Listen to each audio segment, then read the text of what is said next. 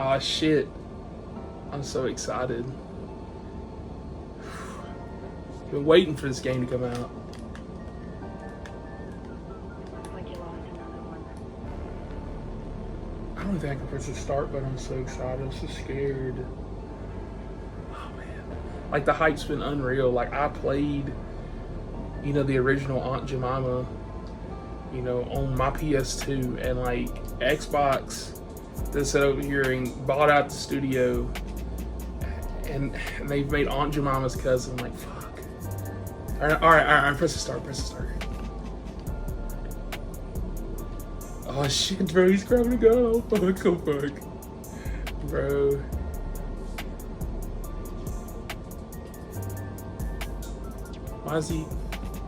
Why are we going in the kitchen? What the fuck? It's just a casino. We good. Press A to open a bottle of fucking water.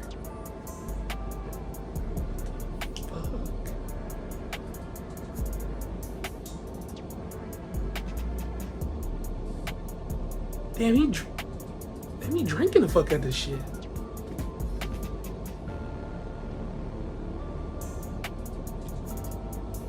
Alright, shit. Alright, let's go. Oh, they let me walk his ass again. Wait, no, they're not. Why is he... The fuck is he going to the... Is he washing his fucking hands? Bro, what the fuck?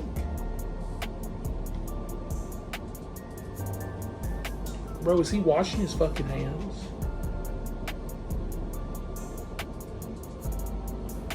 Press A to fucking dry hand. Bro, what the fuck? Oh, screw this. He drying off hands and shit. Bro, what the hell is this?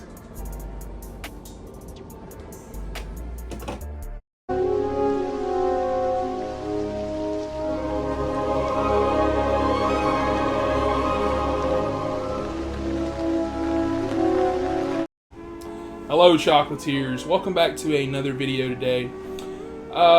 Haven't done a video game review in a while. Hope you enjoyed that skit. Skits are back on the channel, they're permanent. Mainly for video games, unless some big movie comes out or something like that where I want to make fun of or something. But today's review, you probably saw in the title, Hellblade 2, or Senua's Saga Hellblade 2. Now, Hellblade 1, I guess I'll give my mini review here because I haven't covered that over the channel. Hellblade 1 I played about a month ago. I played over the course of about like a week or so. I remember about a year or so ago, whenever Hellblade 2 was more kind of on my radar, I was like, I need to really play Hellblade 1. I heard it's critically acclaimed, heard it's really good, whatever, blah, blah. And just for some reason, I just couldn't get into it. I played like the first 30 minutes and it was just kind of throwing me off. I don't know if it was like necessarily combat or something like that, but something just wasn't jiving. So seeing stuff leading up to Hellblade 2, I was like, I heard it's really short, just like Hellblade 1. I feel like I should really play that, get some more use out of the Game Pass system, because I have that on my Xbox and stuff. And so I figured, why not play Hellblade 2, okay? So, played Hellblade 1, like I said before, Hellblade 2. And overall, my thoughts on that, I think it's a solid game. I think I give it about a 7.5 out of 10. I think it's a fair score for that game. And that's just mainly because the story, it's very story driven, but it's not story driven like a Last of Us or, something like that, or like a Ghost of Tsushima. This is like story based, more kind of like a Telltale. While you don't make choices and stuff, it's a lot of walking, it's a lot of puzzle solving. Combat is there, and I kept hearing people weeks leading up to Hellblade 2 that their one complaint in Hellblade 1 was they did not like the combat. And after playing it, I can say I actually liked it.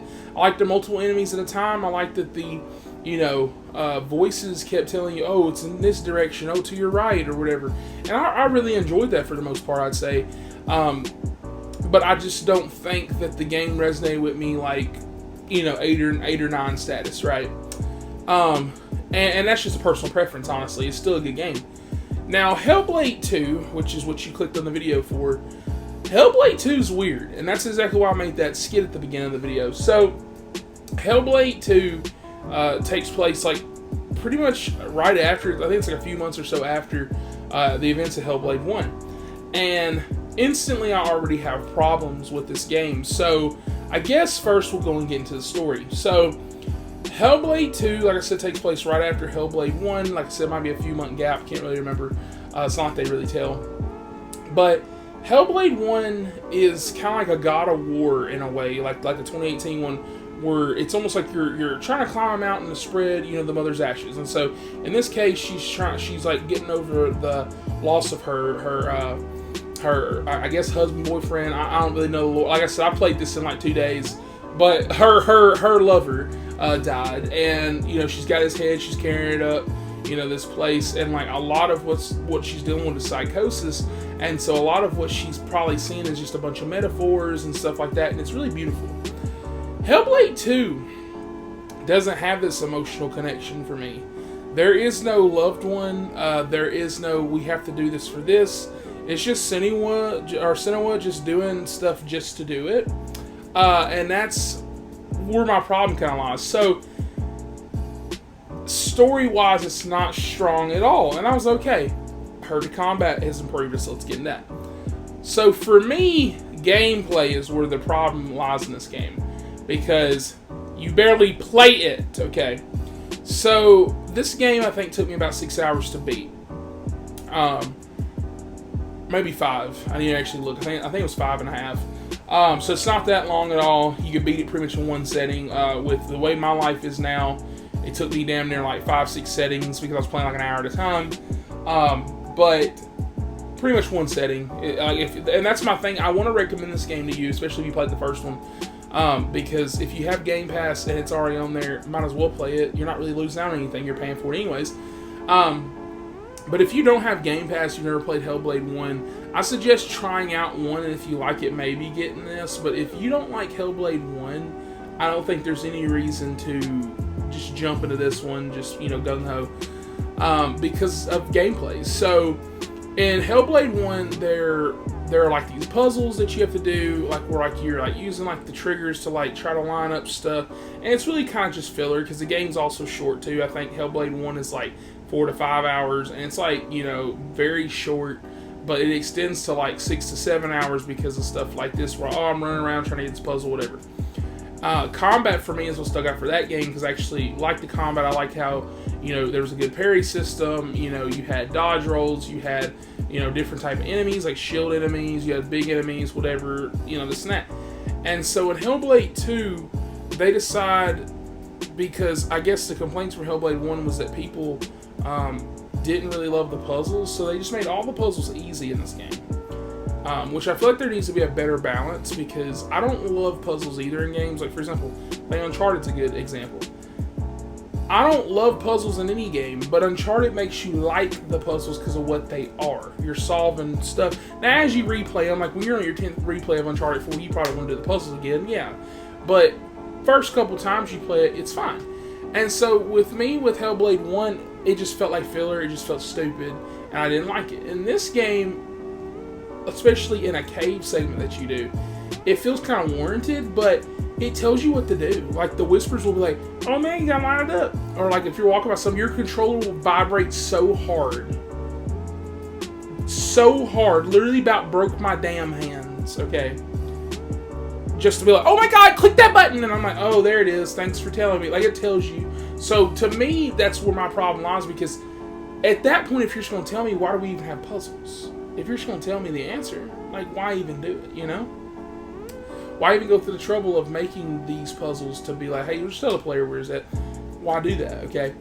And so then I want to get into combat. So combat really pissed me off because they had this new combat thing called dynamic combat.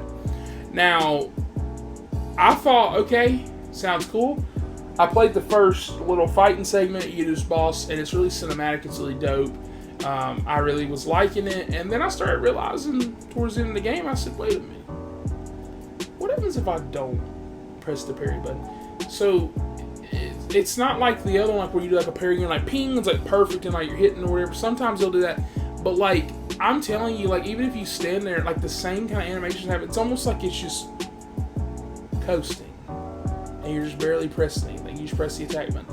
There's a dodge roll. There's no like unique enemies like the shield enemies. There's enemies that throw stuff at you, but you just press the parry button again. And then instead of multiple enemies at once, it's like, oh, I'm fighting this guy. Oh, behind me. Let me dodge roll and like this and that. No, they like get you one at a time. So it's like one-on-one fights. So it makes the combat really easy. I never died once. And you know, a lot of times like a story-based game like this, you're like, okay, cool. But the stories were whatever. They introduced the villain. Kind of early on, it's kind of overarching, but they really don't introduce the villain until the end of the game. And you know, I like my metaphors. I like my little, you know, it's a mystery, you gotta solve it. It just wasn't it, man. And I hate it too because I was defending this game. I do want to give compliments where they're due though.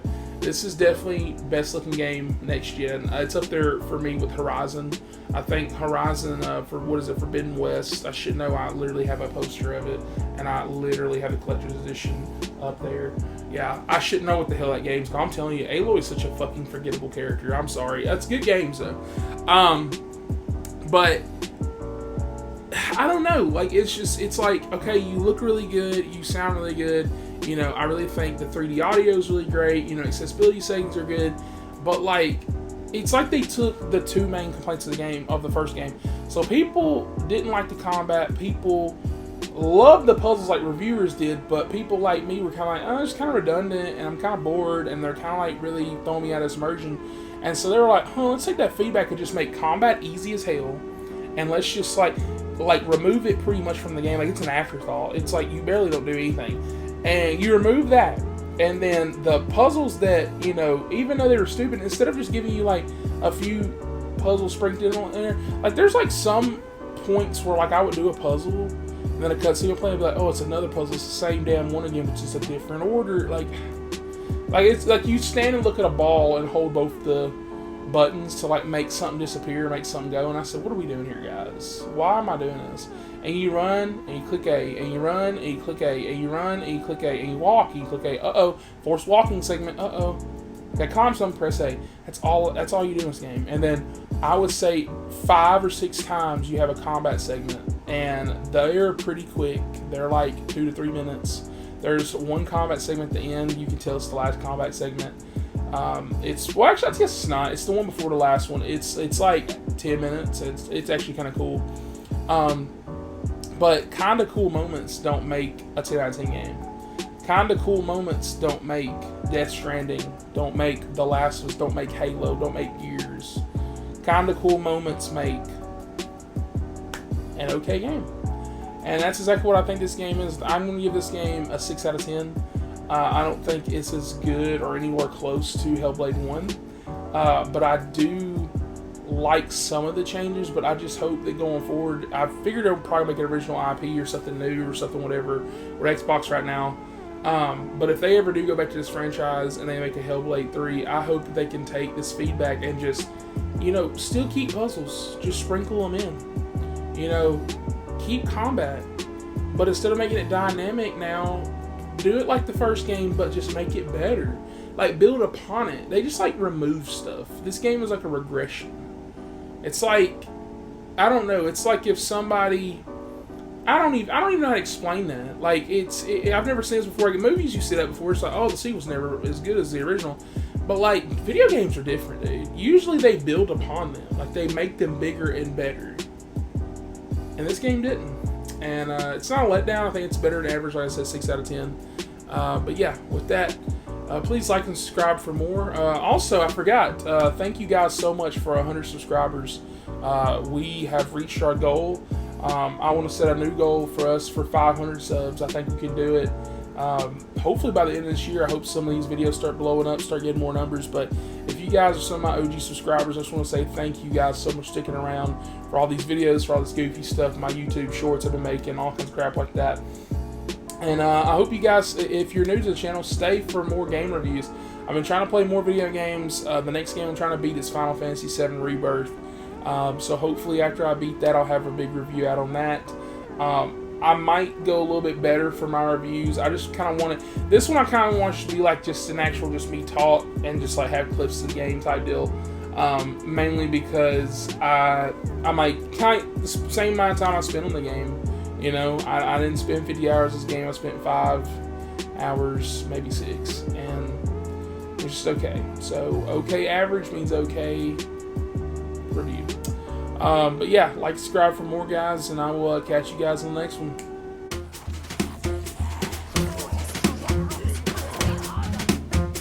I've been attending.